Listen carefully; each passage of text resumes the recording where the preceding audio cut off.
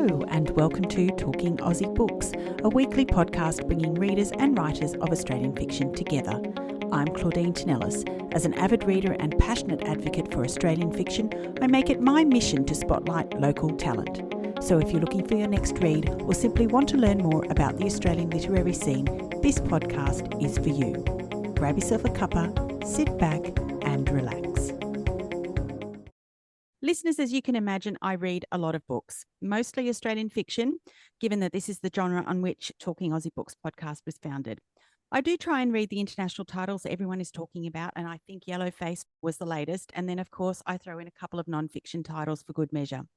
However, I am far from an authority on what the majority of Australians are reading. There are people out there reading hundreds of books each year, some of the titles I've heard of and others, sadly, I haven't. So, in an attempt to gain greater insight into the reading tastes of the Australian public, I decided to mix things up a tad and chat to a reader, author and bookseller this morning. To that end, I'm delighted to welcome Mishell Currie, Sandie Docker and Anna Loder to the podcast this morning. Hello, ladies. Hi, Claudine. Hello. Thanks for having us. Couldn't be more honoured to be here. Oh, you're so sweet. Thank you so much. Now, by way of introduction, Mishell is a business owner who lives in the Southern Highlands of New South Wales and someone who is incredibly passionate about Australian books. Sandie Docker, who many of you will already know, is a best-selling Australian author of dual timeline women's fiction titles. 5 titles that include the Kookaburra Creek Cafe, the Banksia Beach Shack, and the Red Gum River Retreat, just to name a few, with another due for release later this year. And last but by no means least, Anna Loder is a podcaster, advocate for Australian books and authors, as well as manager of Dimmicks at Eastgate in Bondi Junction. What a cast of characters I have with me today. So I wanted to start with you, Mishell. For as long as I've known you, you've been an incredibly enthusiastic supporter of Australian authors. In fact, you won a spot on this podcast via a fundraising auction last year for the Northern Beaches Readers Festival, who've also benefited from and are grateful for your support over the years. So I wanted to ask you, Mishell, is there a particular genre of books that you're especially drawn to? Traditionally, my genre of choice from way back in the Enid Blyton through to Trixie Belden through to Agatha Christie, Dorothy L. Sayers has been crime. And back in the day, there wasn't actually a lot of Aussie crime books that I had access to or that was there at all. So it's been such a thrill to discover amazing authors like, Jane Harper and Chris Hammer, who have reignited a love and ignited a passion for Aussie crime. And even Candice Fox, I read one of her standalones and I'm just hooked. It's amazing. And I'm so thrilled that they're gaining recognition that they deserve. Fantastic. So tell me about the last book that you read. I just finished Danuka Mackenzie's 3rd book, Tipping Point. Gotta say, I just devoured it. I think I read it in about a day and a half. It's just amazing. That might be my genre that I love, but I have discovered a passion for Australian women's contemporary fiction. I've discovered a love for domestic noir, thanks to Burke Harrell, Petronella McGovern, those sort of authors, and I think Sandie got me really into contemporary women's fiction way back in the day, and I just devour her books as well and can't wait for the new one to come out. I just love pretty much every genre, to be honest, thanks to Penelope Janou, who's got me into rural romance for the first time ever in my life. So I love it all. And in terms of what I just finished reading, that was Danuka's, and what I've just started reading is Maxine Fawcett's Everything is Perfect. So that was about 1:30 this morning after I finished Danuka's book. I went, right, I've got to try and get another book in before tomorrow morning. So I started reading Max's book, but I haven't got very far yet. That's compulsive You are reading, a that one. machine. To say I'm feeling a little bit inadequate. I actually find that really interesting because I'm the kind of person that once I read a book, I have to actually stop. I can't jump into the next one straight away. So I'm amazed that you can do that. I'd normally have to pause a bit more, especially after Danuka's book, just to go, wow, that was great. But I just knew I was kind of on deadline for this morning. And I thought, I just need to try and squeeze in another one if I can, but I fell asleep. So quickly, before I move on, I wondered if you could tell us what's on your TBR at the moment. I've got a pile here with me. So obviously Maxine's I've just started. Sally Hepworth, Darling Girls. I also have one of my book clubs, I'm in a couple, are doing The Women. So I have to grab that one. I also want to read the next Benjamin Stevenson. That's it's not on my pile yet, but it's definitely on my list. Sugar Palace, I started but then got distracted. So I've still got that one on there as well. I just love that you have mentioned so many different genres in that short amount of time, you know, for anything from crime to women's fiction, domestic thrillers, you know, historical, dual timeline. We cover the gamut here in Australia. We are just on fire at the moment, don't you think? Oh, yeah. I haven't not read an Australian author for such a long time because there's just so many great books. And why wouldn't you? I couldn't agree with you more. Now, Sandie, we know that writers are first and foremost readers. So when you're not writing, what do you like to read? I tend to stick within my own genre when I'm not writing, which is contemporary women's fiction, with a splash of historical thrown in for good measure. They're the two genres that I go to the most. But because I have a lot of friends within the writing community, I also read some genres that I normally wouldn't read, and that would be those crimes and domestic noirs, because they're my friends, and so I like to read their novels as well. So I do dabble in a lot, nowhere near what Mishell does. She puts me to shame, but primarily women's fiction and historical are my go-tos. And I've done a bit of rom-com lately as well. Indeed.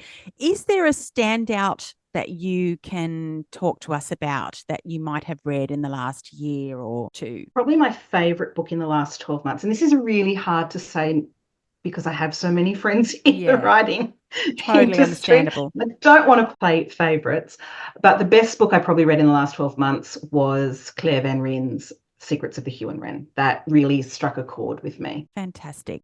I wanted to know if you had a comfort read in your downtime, or are you more about getting through your TBR and reading purely for enjoyment?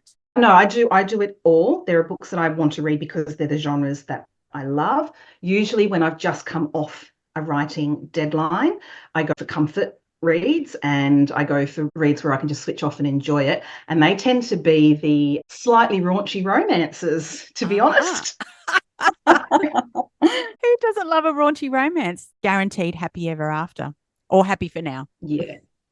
Yeah, and I think sometimes you need that, you know, when you, particularly with what's going on in the world at the moment, and even in your own life, when you've had like a big business pressure. So for me, it's writing deadlines.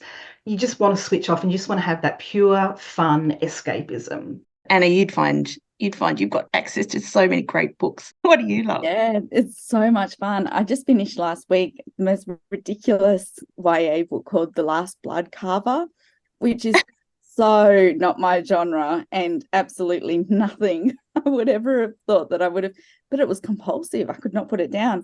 Not Australian, unfortunately, but it was just so random. And so it's so much fun. Wouldn't have crossed my path any other way than if I had been a bookseller. It's the Dymocks YA book of March, which is why we were sent a reading copy, but such a hoot. That was so totally not what I expected you to say. Me either. I couldn't believe it.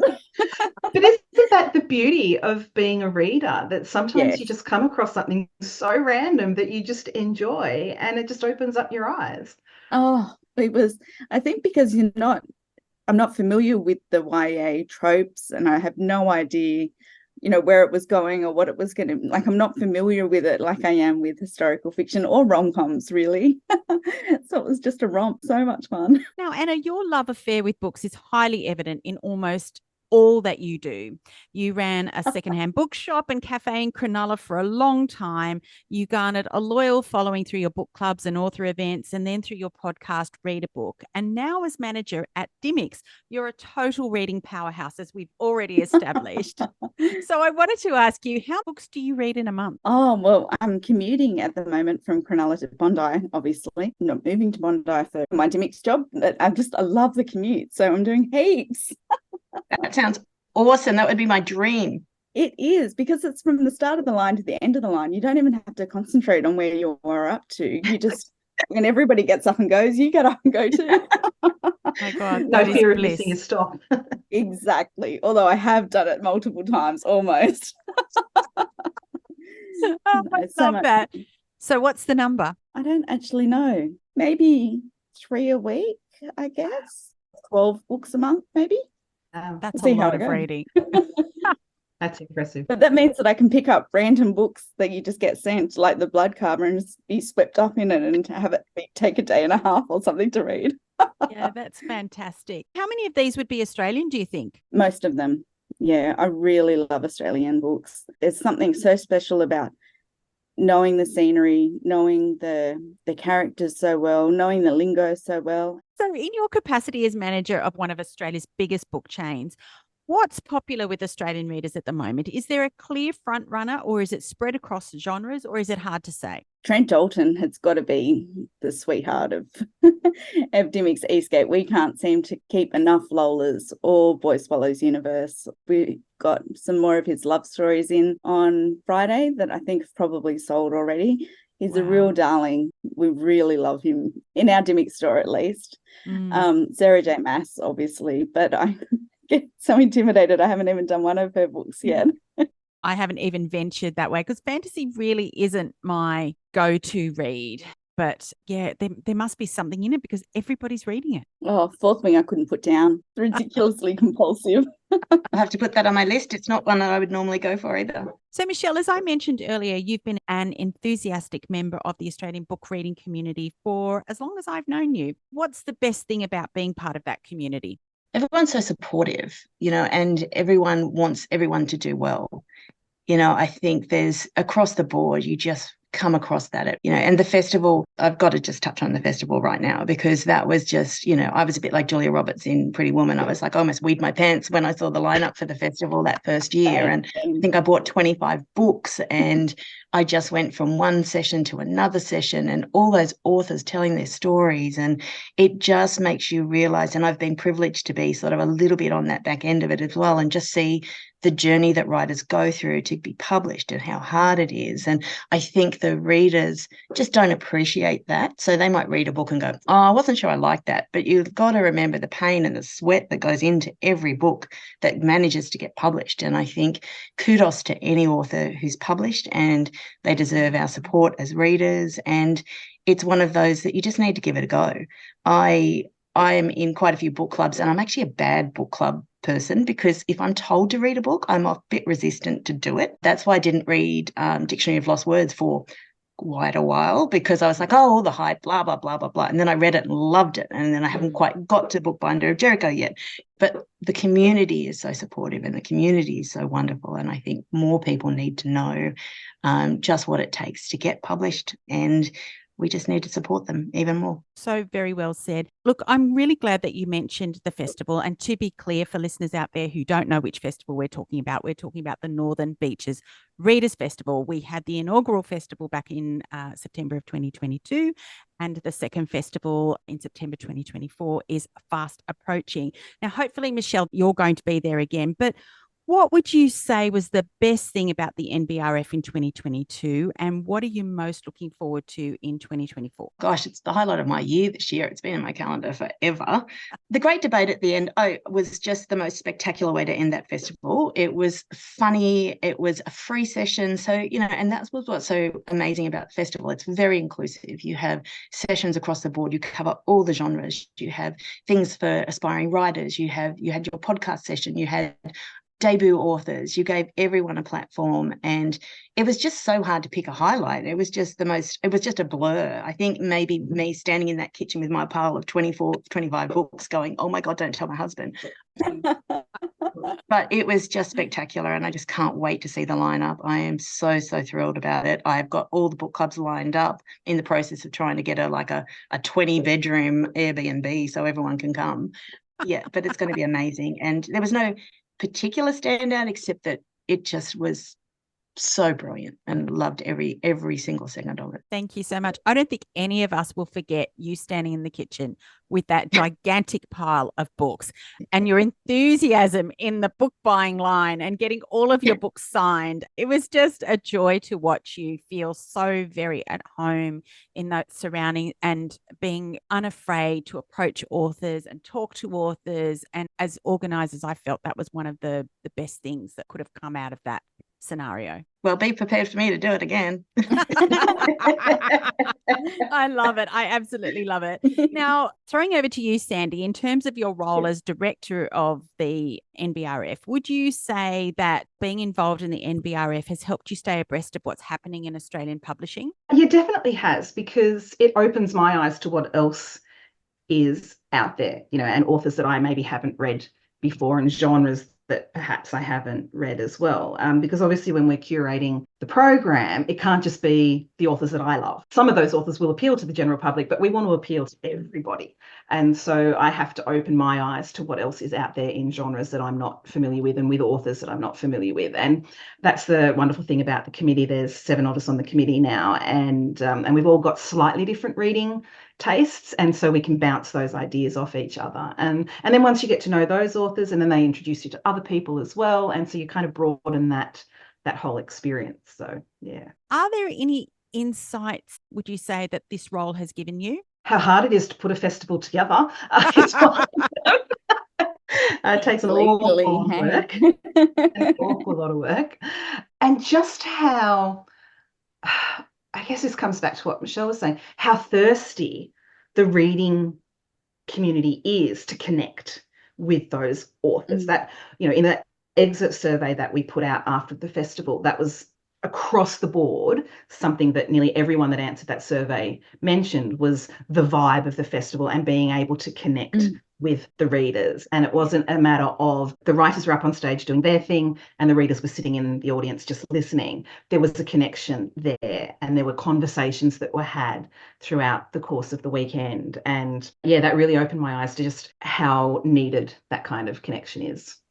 Yeah, I couldn't agree with you more. And I love seeing at the cocktail party authors rubbing shoulders with readers, and just seeing people standing in corridors, chatting over a cup of coffee, or heading over to have lunch together because they just met somebody who, they've clicked with. And I feel like we have been a vehicle for that kind of continuing connection and broadening of people's reading horizons in the Australian reading community. Yeah, and that also ties in with what Mishell was saying just a few moments ago about understanding what goes into producing those books that you love to curl up with in bed, and the journey that we take as authors. And when readers understand that, they see those books in different light, and it adds a different layer to the reading experience, I think. So it's really lovely to have that. And as a writer, we live pretty isolated working lives. When we're writing, we're at our desks, on the computers, on our own most of the time. And so connecting with readers in that way reminds us why we're doing what we do. Now, Anna, you've been with the NBRF for a while now. Does this help or complement your role at Dymocks in any way, do you think? Oh, absolutely. Yes, it does. There are so many books that I've been introduced to through the NBRF that I wouldn't have thought of. And I had no idea that there were readers in Bondi needed. It's wonderful. It's just wonderful. Yeah, fantastic. I was just checking on my phone because I didn't want to say something that wasn't true, but I've just double checked the gallery that we have up on the NBRF website, and there is that picture of Mishell with her pile of books. I thought there was on our website. So if anyone wants to check it out, and she's looking so innocent with her hands in the air, like, how did that happen? And I have read every single one of those except one. It's fantasy, and I will read it, but it's still the one that I haven't quite read yet. I'll read it by the festival this year. Sandie, your new book is scheduled for release in June later this year. I was wondering if there was anything you could tell us about the book and whet our appetites a little bit. Sure. It's called The Lyrebird Lake Ladies Choir.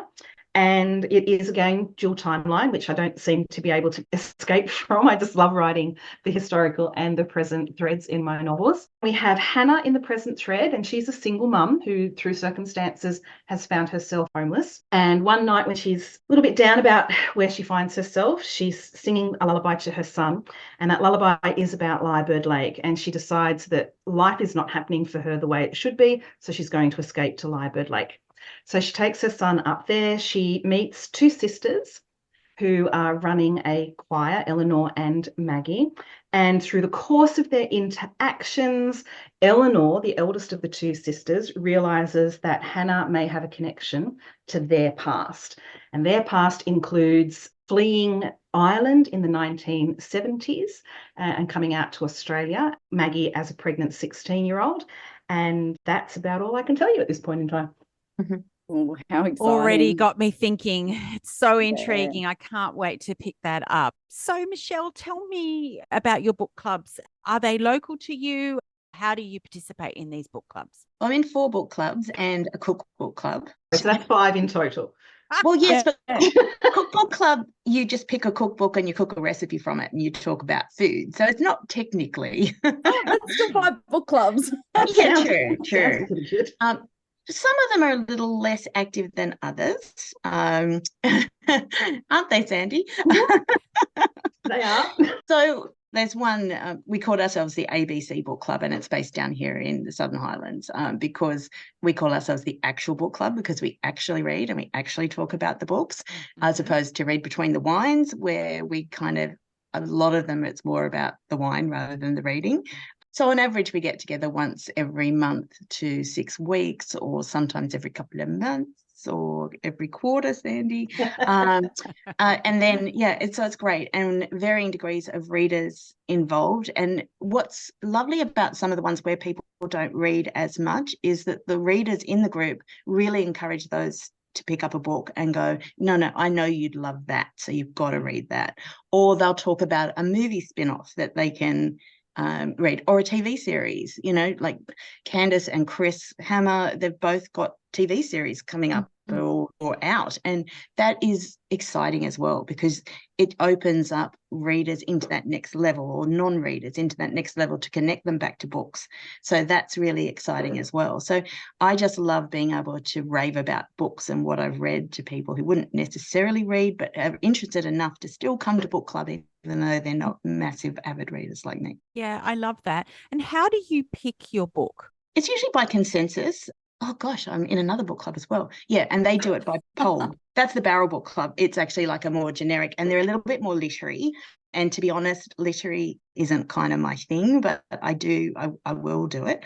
And they do it by poll across all of their members. And then they've done a spin-off little thought club as well, where they wanted to explore themes for certain books more. So they've called it Thought Club, and they get together and discuss the theme from a book, which is really quite interesting as well.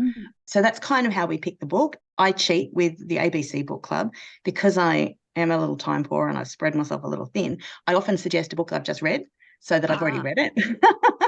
Genius. Yeah. So we just did all of Danuka's, and it was that whole, everyone read the first one, and if you can read them all by the time we get together, great. And one person read all 3, and I hadn't quite got to the 3rd one yet. So so that's kind of how we pick things. And are they mostly Australian, or do international titles come into it? No, I think categorically they've all been Australian authors across all of the book clubs. Anna, is there anything on your radar that we should be keeping a lookout for 2024? Goodness, yes, there's so much. I'm just reading the Fiona Lowe, which I think comes out later on this month, The Accident. So good. There's a new Bree Lee one, which comes out in April, which is her first fiction, which was fantastic and not at all what I was expecting. Oh, I've got the Lauren Chater, which comes out in April as well. Show me that one. The Beauties. It's so good. It's wonderful historical fiction. It's about Charles I did a series of paintings of beauties and their real lives. So it was very cool and not at all what I was expecting. So good. Yeah, there's heaps. There's no better time to be a reader. Yeah, that's exciting. I discovered Lauren at the festival and I read her stuff from there, and it was just amazing. So it's again why I loved the festival, because there were authors that I'd never heard of. And there were some debuts there that I've gone, and also I've got to say about the podcast, that's what I love so much, going back, way back to the beginning as well, is all of these amazing authors. And you were like, so what's coming up next? And they give you a little hint about what's coming up next. And it's like, you've done 3 books since then. That's amazing. And then you've got other podcasts with them. So it was exciting because I'd be listening going, oh, I know what book they're talking about. And it would get really exciting. And then you'd hear their podcast about that. And I love that's why I love your podcast as well, because, you're tracing that history with them. You've got this history of these beautiful authors that once upon a time they were debut authors and you were promoting them, and now they've got a couple of books under their belt, or they've got a new one coming up, and that's really exciting. And I just hope more and more people, I've been going, you've got to listen to this podcast, so I'm hoping more and more people are going to jump on and listen to the podcast as well. Thank you so it's a much top for that, ranking Mishell. podcast. She goes unreal. She's Talking Aussie Books is a staple. Everybody knows it's so good. Yeah. Thank you so much. And I have to say to you that from my point of view, it's an absolute privilege to be able to follow these authors. I have to say to you that was the one thing. I mean, Michael Robotham, who is the patron of our festival for 2024. And I think that was the one thing that was in his statement that we put up on our website that he really enjoyed about 2022. He came into contact with authors he hadn't heard of, and that has broadened his horizons. He probably spends too much time in his cabana of cruelty, as he calls it.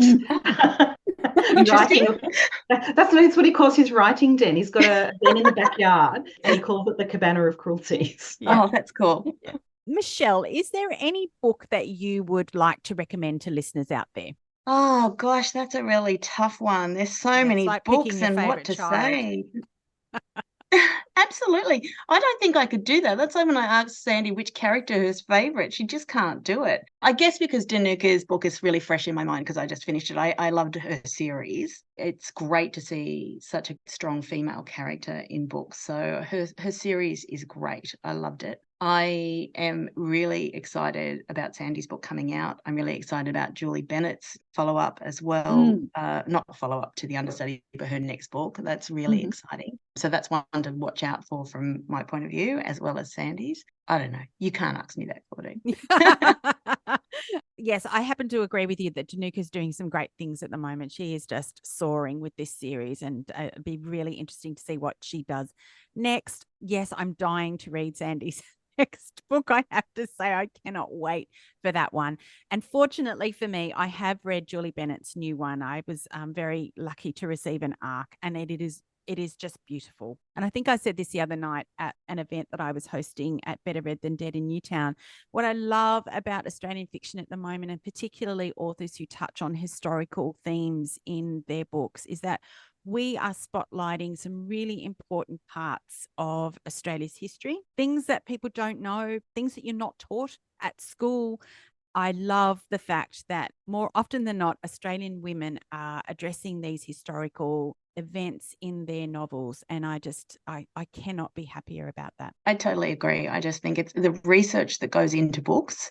I think people have no appreciation for the research that goes into, especially the historical books. Tia Cooper, who wrote a lot of things from a woman's focus about the historical things, and Lee Christine wrote a lot about the Snowy River scheme, and what I'm loving as a reader who's been privileged to be able to go to a lot of these sort of festivals and events is that you connect with an author and, you become almost friends with them. Lee pops into the shop every now and again when she's going down the Snowy River, and Julie I connected with, and really and I was very privileged to read a very early draft of this manuscript. That's why I'm excited to see how it's evolved. But the research that goes into the books and what doesn't make it into the books, and that's why when you listen to an author talk at these events, you realize just how much, and that's what I said about the blood, sweat, tears. There's blood, sweat, tears, research. You go off on tangents as a writer that don't ever make it into your book, but you just do it because you love it, and that's one of the things that intrigues me as well. I read the thing a while ago now, and I don't know how true it is, but they say that 90% of the research that a writer doesn't make it on the page. Wow. So what you see on the page is only 10% of the research that they've done. So, Sandie, you were at the event the other night that I did for Mary Lou Stevens, and that was in relation to, or for, the chocolate factory, which was about the establishment of the Cadbury Claremont factory just on the outskirts of Hobart, which was in fact the largest Cadbury factory I think it still is the largest Cadbury factory in the Southern Hemisphere. And it was set up in the 1920s. And this book was just replete with incredible history of not only Hobart and the, social and economic and political conditions that existed at that time, but just what was happening globally as well. Yeah, I have such respect and am in complete awe of authors who just manage to balance those histories with the story that they want to tell, because if only 10% of the research remains in that book. How you find that balance of historical fact and fiction is really incredible to me. Can you say anything more about that, Sandie? Yeah, a lot of that is actually dependent on the editorial process. And it's why, no matter how experienced you are as an author, you need a good editor. Because you get invested in what you've researched. And so you want to tell everybody what you've learned and what you know. And you can't, because it would make a very boring story. I've got pages and pages and pages saved on my computer of, research that I've done that never sees the light of day. And it would not make very interesting reading. And so we do get often pulled up by the editors going, not sure this is necessary. So some of it is your own experience. You get to know a few books in how much you need to put in and how much. And Mary Lou was talking about that last week, compared to her first novel, she was much better, this one, at knowing what needed to stay in and what needed to go. But the editors also help in that regard because, we can't see our own work. We just can't. Can't wait to read that one. Mary Lou's, you'd love it. That's on my pile as well. I haven't bought it yet, but every time I go, I've got to get that one, but I know I'll get distracted and read that one. And Kelly Rimmer does amazing stuff with historical fiction as well, and just opens up themes that you would not have realised. There's just so many great authors who do so many great things. So many books, not enough time. Indeed. Anna, is there a favourite historical fiction title that you've read of late? Probably Lauren's book, but that was also because I've only just finished it and it's still so fresh in my head. We're doing Year of Wonder for Book Club, which I wasn't going to reread because I know it and I had only just read it. But when I thought about when I'd read it, it was actually like 15 years ago. So wow. I just finished that one and that is just exquisite. Oh my goodness. I thought it would be depressing after COVID, but quite the opposite. It was Sorry, can you repeat that title for us, Anna? Because I don't think I know that one. Oh, Geraldine Brooks. Sorry, Year of Wonders, Geraldine Brooks. Not one that you think you're going to have to reread ever because, that smell of the rotting apples is a smell that will stay with me forever. And I was shocked by how much I had forgotten and how much I had enjoyed the second read of it. Now, Anna, you run, just before we wrap up, you run a few book clubs yourself. Can you tell us a little bit more about that and how you come to choose the titles that you're talking about? They're so much fun. They're really good. The Wandering Women one, we try to do Australian books that are active or and that showcase women, really. We just finished the Tia Cooper, The Talented Mrs. Greenway, that was the architect's wife and how much she was involved, or Tia Cooper imagines her being involved in the career of Francis Greenway, which was Australia's first architect, really, or has at least cemented himself in our heads as Australia's first architect. But it was just, so good, so interesting. So we, as Wandering Women, really like the Australian women's books, ones that highlight just how much women have done to society. I think The Beauties will be another one for them. The OG book club, we pick 12 books at the start of the year, and that's just, it should be our favourite ones that we've read from the year before because we put 3 into the hat each and pull out one. So that should be the best of the best, and that's a fun way to pick. Oh gosh, don't tell me about more book clubs, Anna. Come and join. It's so much fun. Anna, stop it, Anna. She does not need encouragement. I'd signed up to Lisa Island's online one when I met Lisa, and so there's so many. But yeah, it's so good, isn't it? That's wonderful. Yeah, well, so ladies, fun. I think that's all we have time for this morning. It's been so wonderful to chat to you about all things books. Thank you for joining me on Talking Aussie Books this morning. Thank you, Claudine. That was so much fun. Thanks for having me. That's a wrap, folks. If you enjoyed this podcast episode, please drop me a line via my webpage at claudinetinellis.com, via Instagram, Facebook or Twitter. Alternatively, consider leaving a review on Apple Podcasts, Spotify or Google Podcasts. Until next time, happy reading.